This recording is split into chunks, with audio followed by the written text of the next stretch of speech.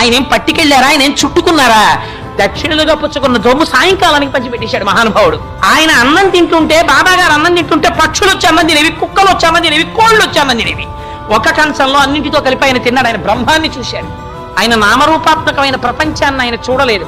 ఆయన ఏది తను కట్టుకెడిపోలేదు, ఆయన తను పట్టుకెడిపోలేదు. ఆయనకేం కోరిక లేదు. మరి ఎవరి కోసం చెప్పారు? అల్లా మాలిక్ అని. ఉపాసనకి సంబంధించిన రహస్యంలో వాడారు ఆయన. ఈ శ్రద్ధ, సాబు, ఇవి చాలా గొప్ప మాటలు.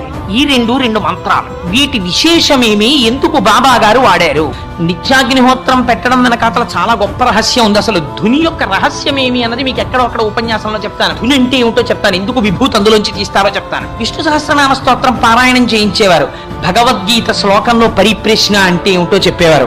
ఆత్మతత్వం అంటే ఏమిటో చెప్పేవారు. నామరూపాలంటే ఏమిటో చెప్పేవారు. శ్రీరామనవమి ఉత్సవాలు చేయించేవారు. అటు చందన ఉత్సవం మహమ్మదీయులు చేసుకుంటే అందులో పాల్గొనేవారు. ఆయనకి మసీదు, దేవాలయం